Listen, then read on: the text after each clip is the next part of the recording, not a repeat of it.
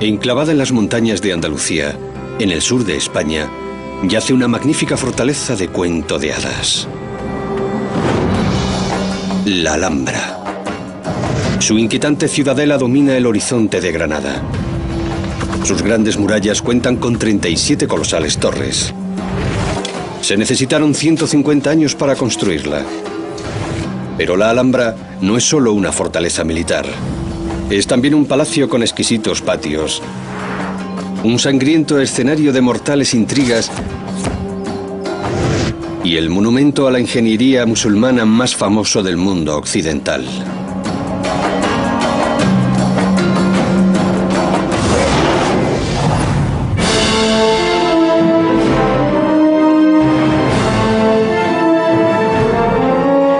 Antiguas superestructuras. La Alhambra. Granada, sur de España. En el siglo XIII, esta ciudad antigua estaba bajo dominio musulmán. Estaba ubicada en el punto en el que la gran llanura granadina se alza hasta alcanzar las montañas de Sierra Nevada. Custodiando este cruce se encuentra la magnífica fortaleza conocida como la Alhambra. Fue diseñada a modo de declaración militar del poder de los gobernantes hacia el exterior. Sin embargo, no es solo una fortaleza. Es también una espectacular red de palacios, cada uno de ellos diferente, construidos por una sucesión de sultanes a lo largo de 150 años. Cada nuevo gobernante ha de construir un nuevo palacio, porque si eres gobernante tienes que construir. Estos palacios están rodeados de un exquisito conjunto de jardines, regados por estanques y fuentes, alimentados por agua fresca de las montañas y dominados por una inquietante fortaleza diseñada para intimidar.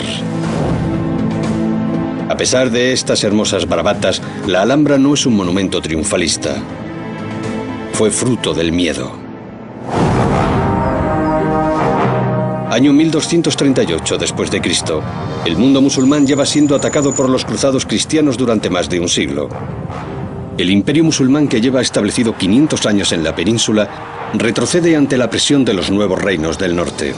La tendencia general era que las fuerzas cristianas empujaran hacia el sur. A principios del siglo XIII, el poder musulmán atraviesa un periodo de grave crisis. Para la doctora Amira Bennison, se trata de un punto de inflexión en la historia de la España musulmana. Se enfrentaron a la presión de Castilla y, posteriormente, de Aragón, en lo que hoy sería el este de España. El imperio se desmoronó, y es en este periodo en el que vemos a señores locales como Mohamed I, de la dinastía nazarí, comenzar a hacerse un hueco. Poco se sabe de Mohamed Ben Nazar antes de que entrara en Granada. Era solo uno de los muchos sultanes menores que combatían por los pedacitos del menguante imperio musulmán. Cuando Castilla avanzó sobre sus territorios del norte, él se dirigió al sur y se hizo con Granada en circunstancias envueltas en un velo de misterio. Fue un oportunista, por así decirlo, un emprendedor que aprovechó al máximo la coyuntura política de la época para intentar asegurarse la lealtad de varias ciudades, incluida Granada. Una vez allí, Mohamed asciende los escalones de madera que coronan Granada en busca de una ubicación para una fortaleza en la que pueda proteger a su familia, los nazaríes, del avance cristiano. Oye hablar de un fuerte construido 100 años antes por una dinastía anterior y asciende a la colina para investigar. Ante él yace el viejo castillo árabe en el cerro de la Sabica, flanqueado por las montañas de Sierra Nevada. Es el emplazamiento perfecto para una fortaleza. En su mente puede verla ascender ante él.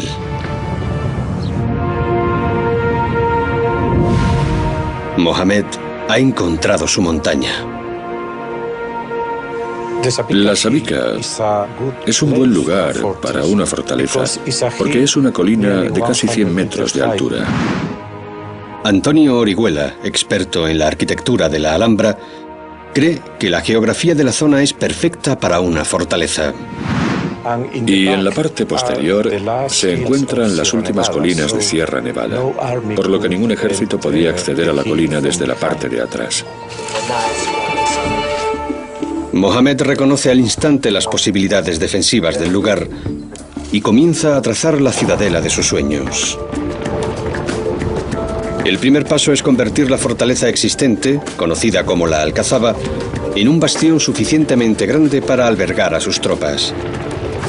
Esta fortaleza defenderá un conjunto de palacios rodeados de lujosos jardines que conformará las dependencias reales en la parte norte de la colina.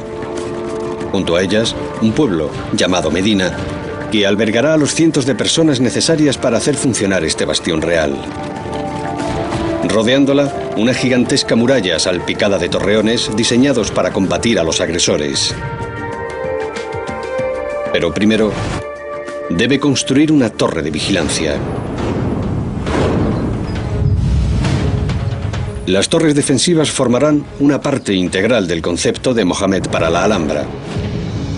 El bloque básico de cada torre es una cámara cuadrada que se repite en cada nivel a semejanza de las capas de una tarta.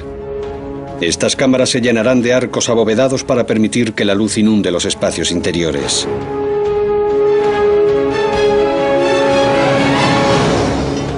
La primera torre que erigirá Mohamed será la Torre de la Vela, que servirá de reloj a los habitantes del lugar.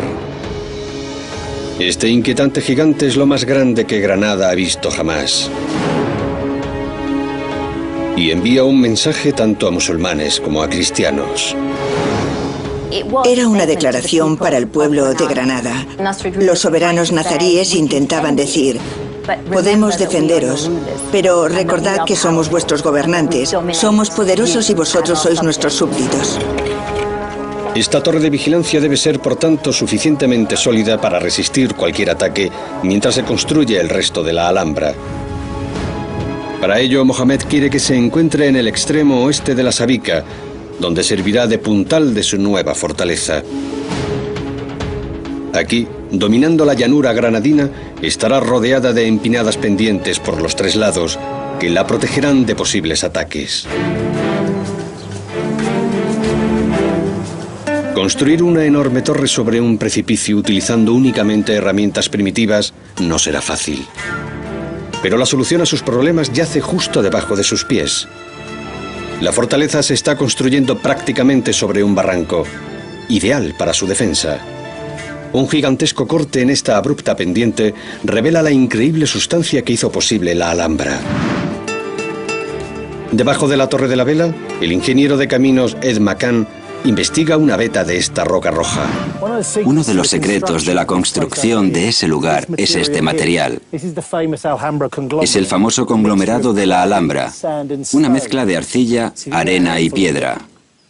Si coges un puñado de este material y lo mojas, la arcilla comienza a pegarse, de tal modo que es posible moldearlo. Así que utilizaron esto para hacer eso. De este modo, los obreros disponen in situ de una fuente accesible de materiales que les permitirá acelerar las obras y mantenerse cerca de la fortaleza que están construyendo. Su color da asimismo nombre a este bastión, la Madinat al-Hamra, que significa ciudad roja.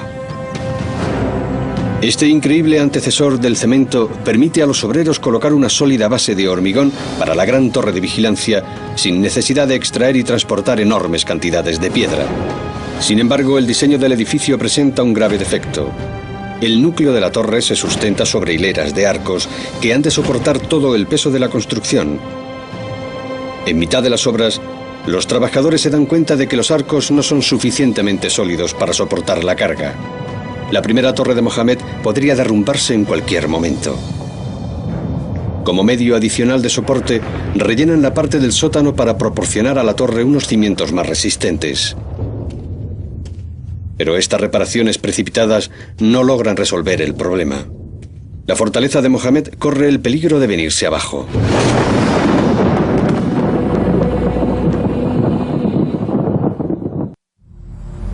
La principal torre de vigilancia de la Alhambra, la Torre de la Vela, tiene dificultades. A medida que los obreros comienzan a levantar los niveles superiores, es evidente que los niveles inferiores no son suficientemente sólidos para soportarlos. Ed McCann está examinando estos niveles inferiores para hallar el motivo.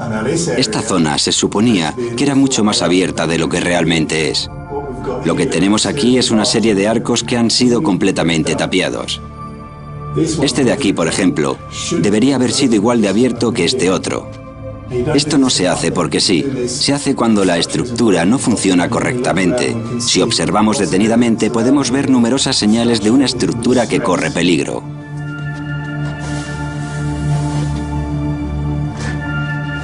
Aquí lo vemos. Lo que tenemos aquí es una grieta estructural considerable que recorre toda la pared desde la parte superior hasta el suelo. Es una grieta en la que literalmente puedes introducir la mano. Nos muestra que esta pared de aquí se ha separado físicamente de esta otra, lo que ha dado lugar a esta grieta. La cuestión es, ¿qué empujó a esta pared? El peso de la torre está aplastando los arcos que la sustentan, deformándolos y agrietando sus paredes. Lo que hicieron al ver aparecer las grietas es tapiar la zona situada debajo del arco y convertirla en una pared, de tal modo que todas las fuerzas actúan en línea recta. Los obreros de Mohamed tapiaron los arcos para obtener el soporte crítico que necesitaban, pero el interior de la torre ya no guardaba ningún parecido con el diseño original. La visión del sultán de espacios arqueados con interacción de luces y sombras ha desaparecido por completo. En su lugar, yace un brutal monumento a las necesidades de la época. Dichas necesidades eran defensivas. La gran torre de vigilancia de Mohamed da a las llanuras de Sierra Nevada, con las colinas del reino a lo lejos en el horizonte. La torre de vigilancia dominó una vez vastas tierras de labranza, cubiertas hoy en día por una ciudad moderna. Esta es la ubicación ideal para construir el corazón de una gran red de inteligencia que proteja el reino de Mohamed. Y el sultán necesita esta red. Para 1245, tan solo 7 años después de que se hiciera con Granada, Mohamed ya ha perdido sus territorios del norte ante el avance cristiano y su ejército es demasiado reducido como para recuperarlos. No se trata de un hombre que sobreviva apoyado en su poderío militar. Esos días son cosa del pasado. Sobrevive gracias a la información y a sus relaciones. Como bien sabe la profesora Didi Fairchild Ruggles, la existencia de la Alhambra depende por completo de una buena inteligencia. Necesita información. Necesita saber cuándo se acercan sus enemigos y qué es lo que sucede. Para reunir esta información, Mohamed instala una red de torres de señalización diseñada para avisarle del avance cristiano. Esta red de fuertes recibía el nombre de Talias. Formaban parte de un vasto sistema de recogida de información que captaba inteligencia de las gentes que pasaban por la zona y que proporcionaba los primeros avisos sobre los movimientos de las tropas cristianas. Las señales que advertían de ataques inminentes se transmitían desde lo alto de la torre mediante espejos especiales, humo o fuego.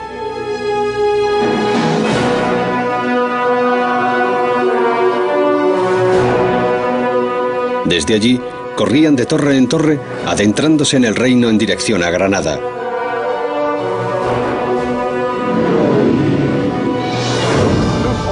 Hasta llegar a la azotea de la torre de vigilancia de la Alhambra, donde avisaban al sultán de la inminencia del ataque. En 1246, mensajes de sus torres de señalización avisan a Mohamed de que el rey cristiano Fernando III de Castilla ha tomado Jaén, 66 kilómetros al norte de Granada. Es un duro golpe. Mohamed se da cuenta de que no puede detener el avance castellano. Necesita más tiempo para completar su fortaleza. Así que llega a un acuerdo con Fernando. A cambio de garantías de su propia autonomía, Mohamed no solo renuncia a Jaén, sino que ayuda a Fernando a tomar Sevilla. Es una jugada inteligente, pero también un reconocimiento de su debilidad. Mucha gente se escandalizó de que hubiese abandonado Jaén. Su objetivo era proteger la ciudad de Granada y estimó que este era el precio que había que pagar para proteger el enclave que había creado. Mohamed es consciente de que la precaria tregua podría fracasar en cualquier momento.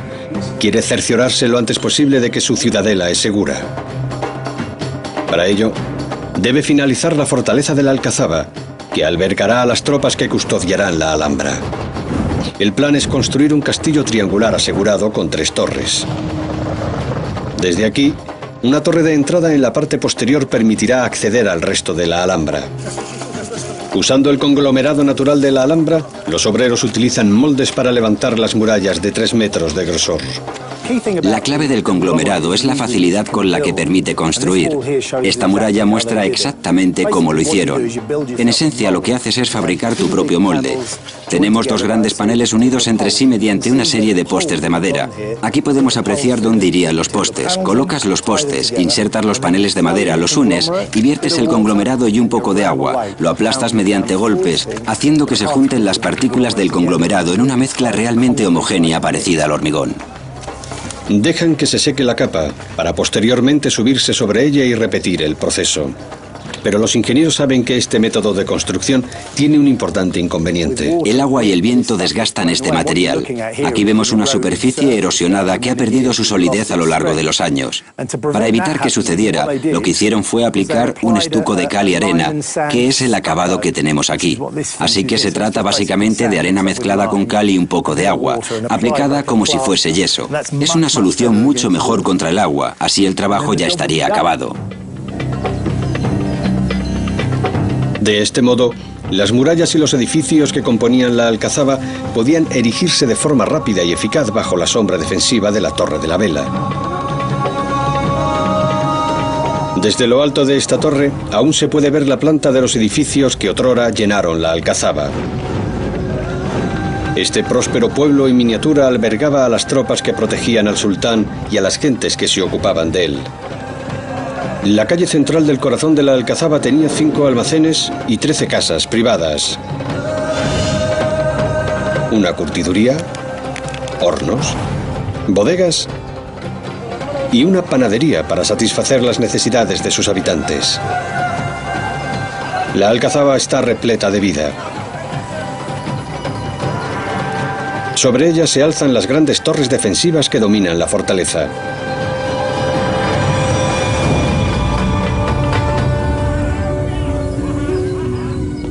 El sultán Mohamed debe de haber caminado por su bastión teniendo la impresión de que su dinastía estaba por fin segura.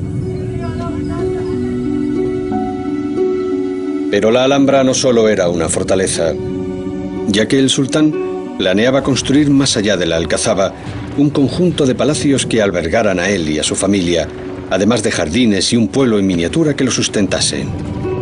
Entre los habitantes de la Alhambra no solo se encontraban el sultán y su familia, sino por supuesto también sus vasallos, sirvientes y guardas. En el palacio habitaba un gran número de personas. Así que puede considerarse una ciudad en miniatura con probablemente unos 5.000 habitantes. Para sustentar a esta población, el corazón de la Alhambra está formado por jardines. Los jardines de la Alhambra son la manifestación más grande de la creación de un oasis. Antonio Malpica ha estudiado el paisaje de la Alhambra en profundidad. En su opinión, los jardines tienen un doble propósito. En ese sentido, la sensación de estar en un espacio lúdico, pero al mismo tiempo producto, es fundamental. Los jardines de la Alhambra fueron diseñados pensando tanto en su sentido práctico como en el placer, con el fin de cultivar tanto alimentos como flores. Solo hay un problema. No existe ninguna fuente de agua corriente en la Sabica, lo que constituye un grave contratiempo para un fortín diseñado para sustentar a 5.000 personas.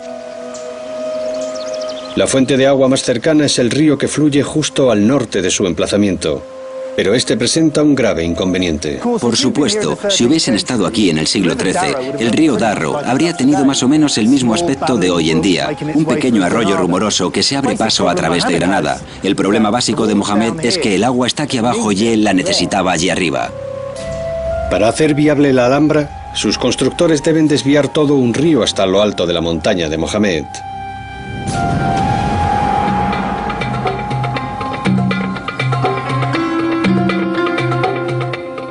Hacer que un río fluya hasta lo alto de la Alhambra supone un enorme desafío. Pero Mohamed y sus ingenieros deben hallar la forma de hacerlo, porque, de lo contrario, no podrán transformar su nueva ciudadela en un oasis autosuficiente de jardines y cultivos. Necesita llevar litros de agua hasta los jardines que tiene en mente. Para ello, debe llenar la Alhambra de canales de riego, Una tarea de gran dificultad. En el mundo moderno, resulta fácil olvidarse de la importancia del agua en un contexto histórico, de lo difícil que era conseguirla. Así que imaginen una comunidad en lo alto de una colina con una enorme demanda de agua, que se encuentra a cientos de metros de altura de la fuente más obvia. Esto es, esta tesitura, hacen por supuesto lo más lógico e inteligente, esto es, ascender valle arriba hasta un punto en el que el agua se encuentre por encima de ellos y dejar que la energía del propio río les lleve el agua. Sin embargo, no existe ningún lago natural por encima de la Alhambra, así que crean uno. Los ingenieros de Mohamed construyen una presa por encima de la Alhambra que acumulará suficiente presión hidráulica para abastecer a la ciudadela. A 6 kilómetros de la Alhambra, Antonio ha encontrado la presa que crearon los ingenieros. Nos encontramos en el río Darro, precisamente en el punto en que el primer rey de la dinastía nazarí, Muhammad I, manda levantar una presa o azud para conseguir desviar el agua del río. Esta presa crea un sistema de embalses capaz de suministrar a la Alhambra el equivalente en agua a una piscina olímpica cada 5 segundos. Aunque resulta difícil creer que esta presa se cavara a mano hace casi 800 años, debajo de su moderna capa de hormigón yace un auténtico diseño antiguo. El sistema hidráulico de la Alhambra, en sus comienzos, tiene el mismo diseño que tenía originariamente. Lo único que ha cambiado es el material, porque cada año tenían que renovar. Hay 2 compuertas allá arriba.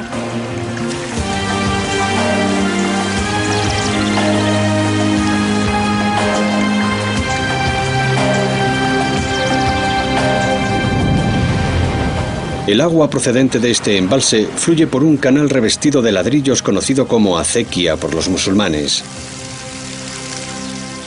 Este canal abastece en última instancia la Alhambra. Pero desviar el río Darro es solo el comienzo de un colosal proyecto.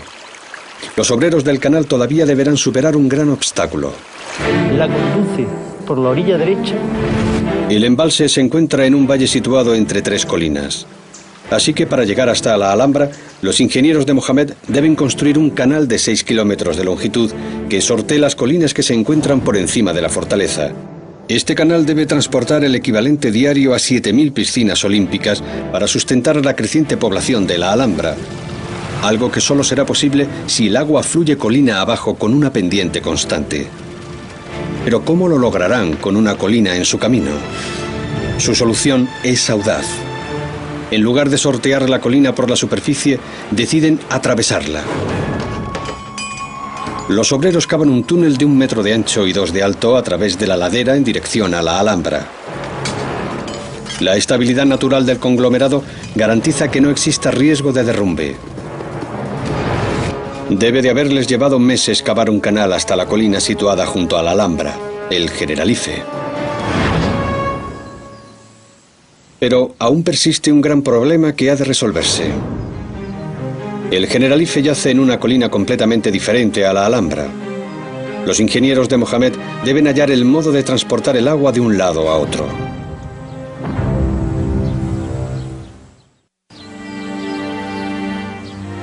Para llevar el agua de la colina del Generalife junto a la Alhambra hasta la propia Alhambra, los ingenieros de Mohamed deben cruzar el vacío de 15 metros que separan ambas colinas. ¿La solución? Un acueducto.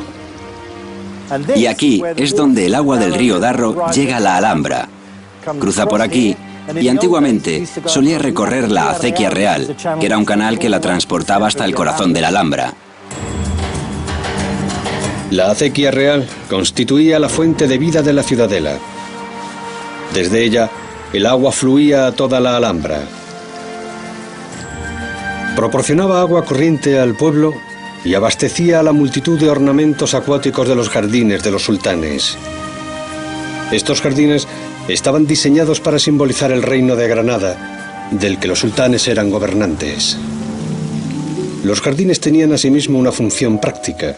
Estaban diseñados para crear un oasis en medio del calor del sol granadino.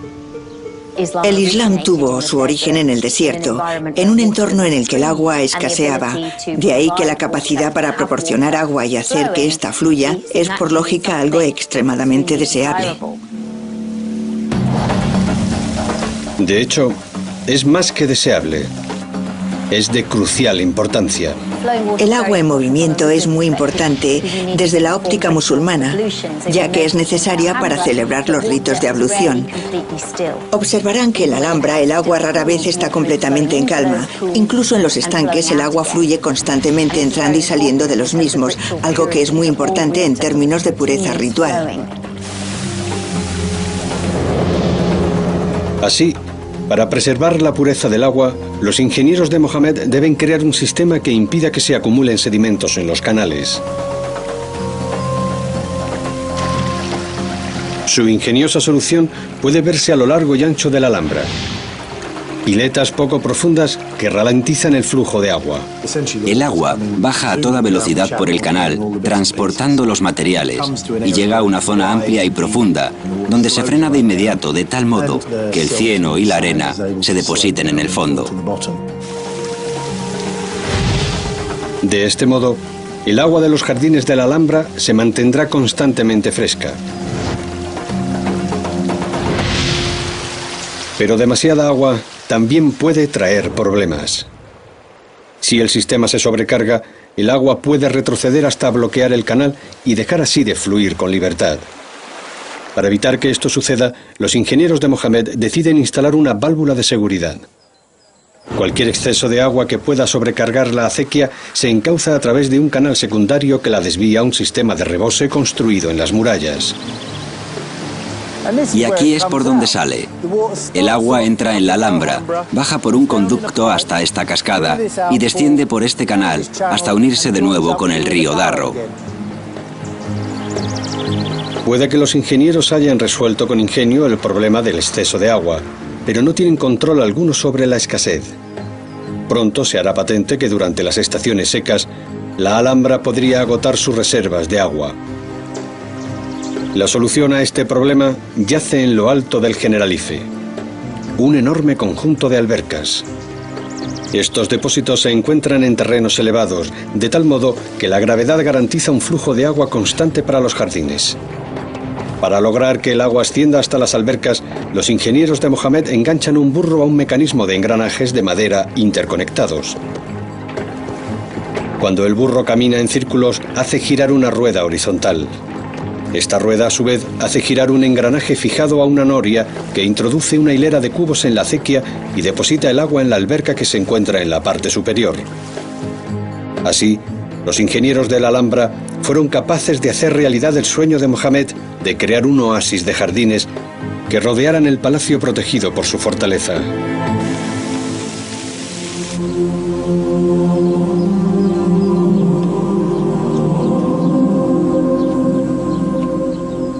Sin embargo, Mohammed no verá su sueño llegar a buen puerto.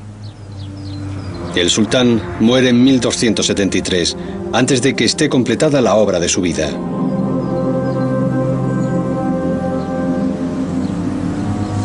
Tras él, deja un gran proyecto sin acabar.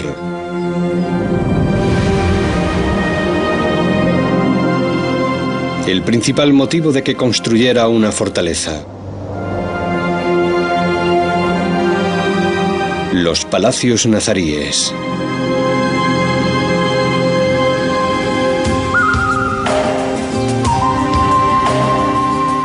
Este es el corazón de la Alhambra. En los 100 años que siguieron a la muerte de Mohammed ben Nazar, sus sucesores completaron la gran muralla que cercaba la ciudadela y comenzaron a construir el complejo de palacios que albergaría a su dinastía. Los palacios construidos uno tras otro por una sucesión de sultanes son únicos.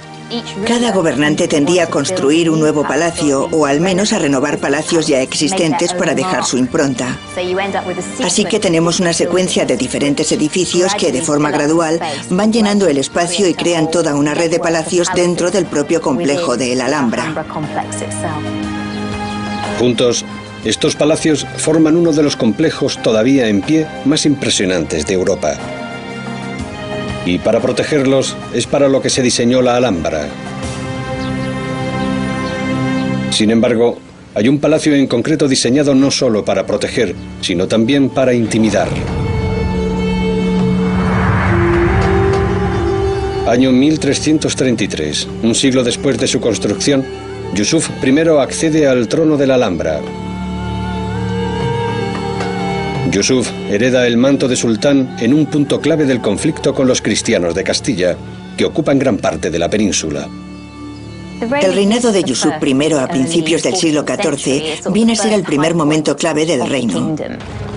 Yusuf I se alía con la dinastía de los benimerines del norte de África y parece mantener su poderío frente a los reinos cristianos del norte.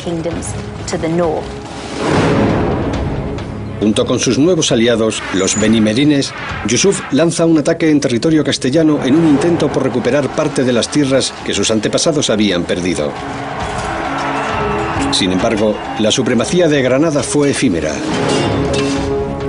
Tan solo 7 años después, el rey Alfonso XI de Castilla venció a los musulmanes en la batalla del Salado y expulsó a los benimerines para siempre de la península.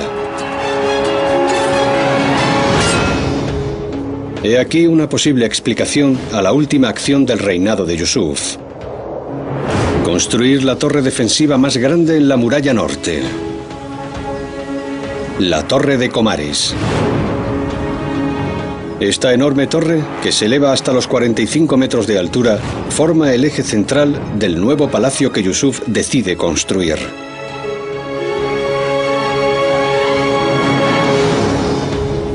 Con el fin de adaptarla al diseño del nuevo palacio, los arquitectos han de ampliar una torre existente en la muralla norte. Trasladan la pasarela de vigilancia hacia el norte, hasta una nueva muralla, y amplían la torre otros 12 metros hacia el exterior. Pero Yusuf no solo piensa en la defensa, sino también en su imagen. Su torre está diseñada a modo de declaración.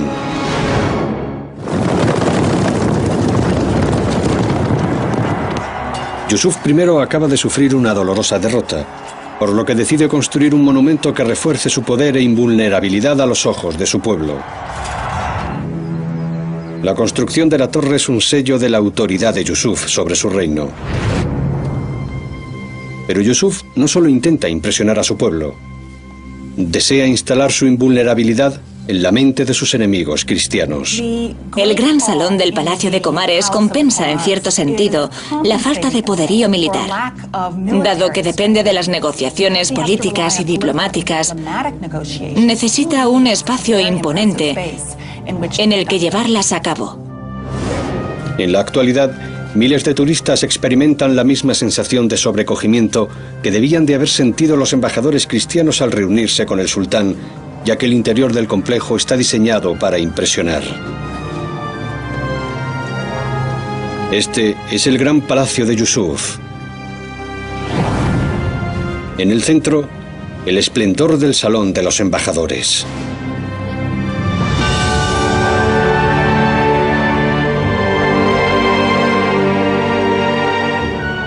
Todo en esta sobrecogedora estancia está diseñado para impresionar.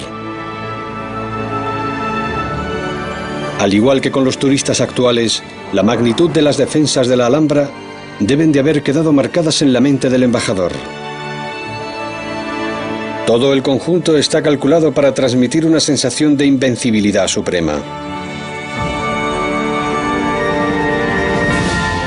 El complejo trabajo de estucado contiene repetidas alabanzas en árabe a Alá. La más repetida es la máxima de los nazaríes, esto es, no hay más conquistador que Dios, la cual se puede ver una y otra vez. El maravilloso techo, situado a 25 metros de altura, contiene más de 8.000 piezas de cedro, pintadas para asemejarse a los 7 cielos del Islam. La Torre de Comares es un microcosmos del universo controlado por el sultán. En cierto sentido, el sultán tiene el control del universo, lo cual es una declaración bastante osada de su parte. He aquí el principal desafío al que se enfrentaron los arquitectos de Yusuf.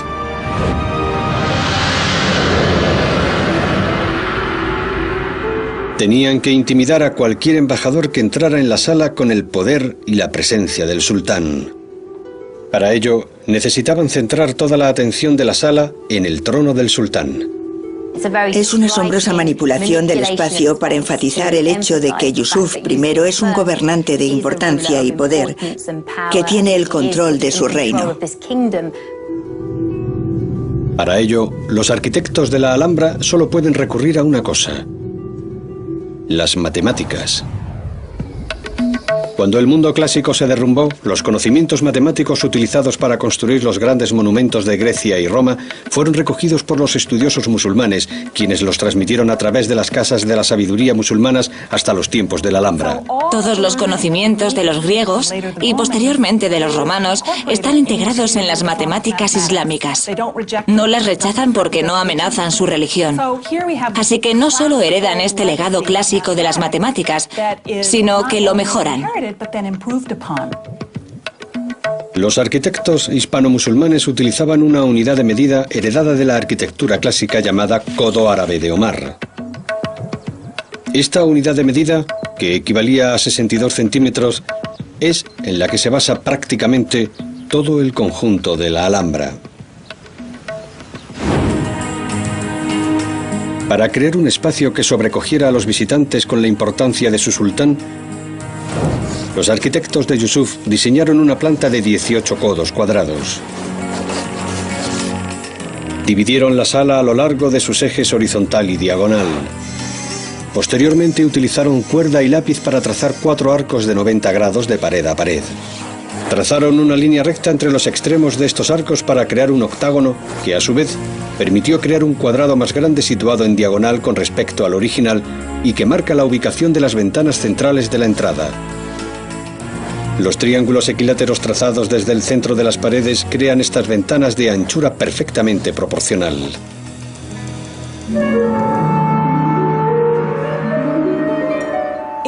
Debía de ser una experiencia muy intimidante acceder al salón de los embajadores y ver al sultán colocado en la parte central, imponiéndose sobre el espacio, y detrás de él las vistas de su ciudad y de Granada, pero también de todo su territorio. Debía de ser muy imponente, todo estaba calculado para intimidar. Imponente, tanto desde el interior como desde el exterior, la torre parece haber logrado su propósito. Nadie osaba atacar la Alhambra cuando Yusuf se encontraba en su trono. De hecho, la caída de Yusuf tendría un origen completamente inesperado. Dicen que la belleza trae consigo dolor. Antes de que la Alhambra pudiera realmente florecer, sufriría uno de los acontecimientos más traumáticos de su historia.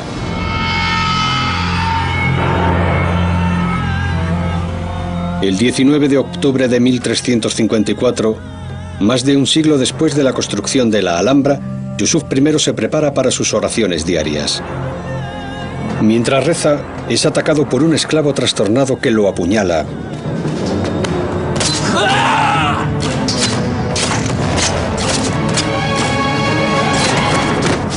Hasta causarle la muerte. Yusuf tenía solo 36 años. Sin embargo, su muerte allana el terreno para que su heredero Mohamed V cree el que se convertiría en el monumento más hermoso de la Alhambra. Tras solo 5 años de reinado, una facción de su corte intenta asesinar al nuevo sultán. Mohamed huye de su propio pueblo y busca refugio en el enemigo más antiguo de Granada, el rey cristiano de Castilla. A pesar de su apodo, Pedro el Cruel ayuda a Mohamed a recuperar su trono.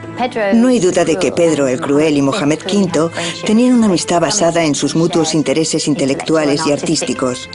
Uno puede imaginar que estos dos hombres tenían una verdadera amistad más allá de la política de la época. Creo que esto subraya el hecho de que no deberíamos pensar en la relación entre cristianos y musulmanes como una disputa continua. Su amistad con Mohamed cambió la Alhambra para siempre. Al igual que muchos reyes españoles, la belleza de la arquitectura musulmana causó gran impresión en Pedro. Así que cuando decidió construir un nuevo palacio en Sevilla, lo hizo siguiendo el patrón musulmán. Finalmente, Mohamed vuelve a Granada y recupera su trono, tras pasar varios años en compañía de otro gran aficionado a la arquitectura. Trae consigo hasta Granada muchas de las ideas desarrolladas en Sevilla. Esto es muy interesante porque implica que el edificio que consideramos referente de la arquitectura islámica en España tiene una deuda con un palacio cristiano de Sevilla.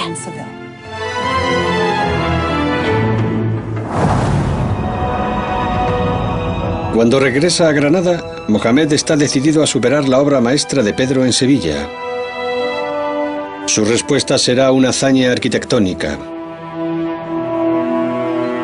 Con sus magníficos patios y sus sobrecogedores techos, el Palacio de Mohamed V demostrará ser más hermoso, más sofisticado y más logrado que la obra maestra de estilo musulmán de su poderoso vecino cristiano.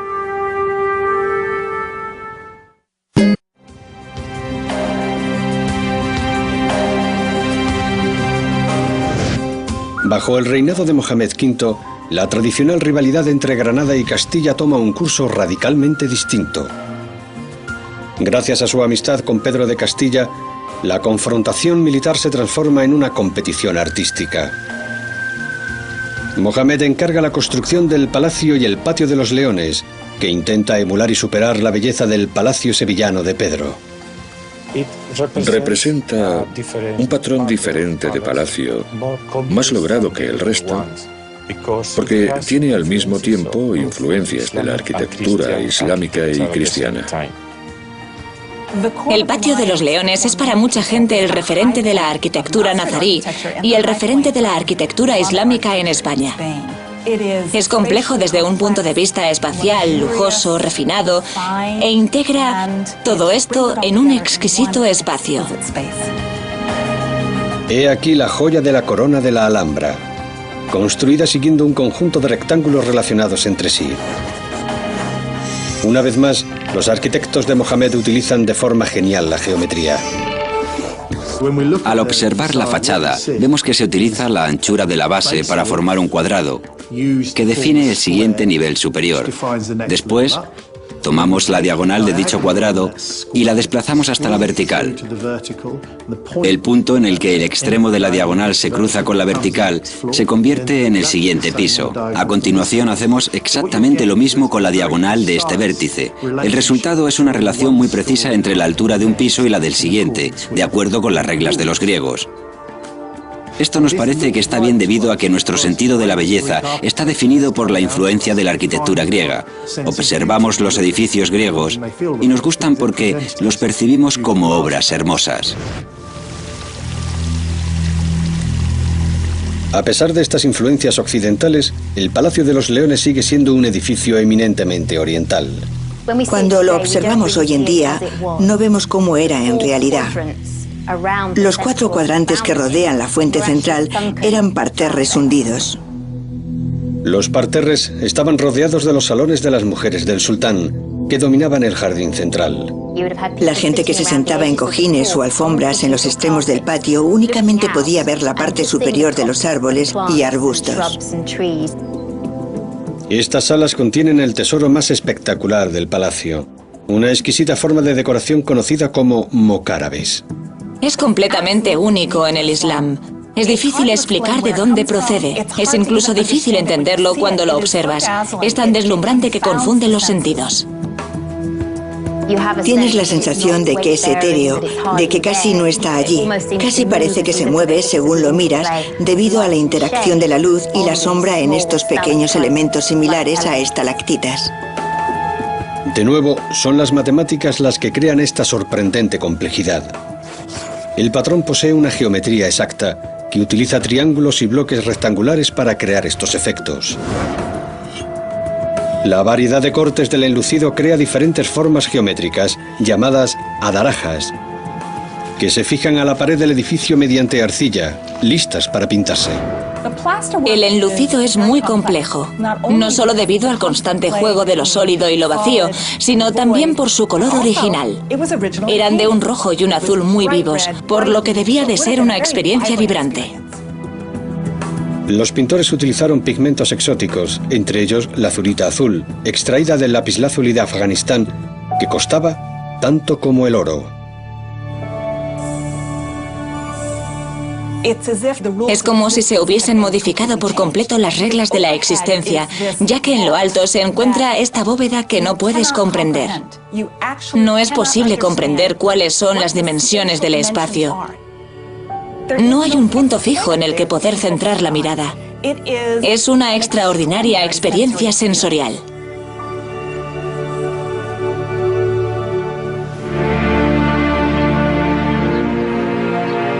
Este sería el apogeo del reino musulmán de Granada, ya que un siglo después de la alianza artística entre Mohamed y Pedro, una asociación de distinta índole señalaría la caída de la Alhambra. En 1469, los reinos cristianos de Castilla y Aragón se unieron bajo Fernando e Isabel. Esta histórica alianza creó el Reino de España y marcó una nueva fase, más brutal, en la política cristiana hacia Granada. La guerra que iniciaron se convirtió en una incesante cruzada.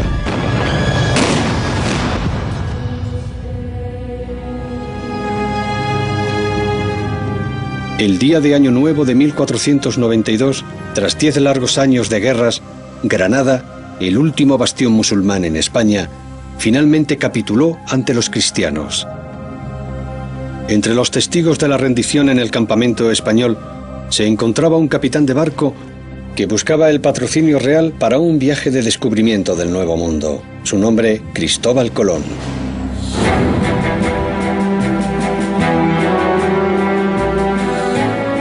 Los nuevos señores católicos de la Alhambra no tardarían en dejar su impronta en el complejo. En el centro de la fortaleza, el rey Carlos V comenzó la construcción de un enorme palacio achaparrado con un patio interior circular. El edificio crea un marcado contraste con la arquitectura de sus predecesores nazaríes. Sin embargo, nada puede restarle méritos a su exquisita belleza. En comparación con los fríos y húmedos palacios de piedra de Europa, la Alhambra es otro mundo. No es extraño que quisieran conquistarla. Era totalmente hermosa y distinta de cualquier cosa que existiera en Europa en esa época. Primero fue una fortaleza, después un palacio y ahora es un lugar de asombro para turistas de todo el mundo. La Alhambra sigue siendo hoy en día un testamento de la genialidad y la belleza del arte y el diseño musulmán.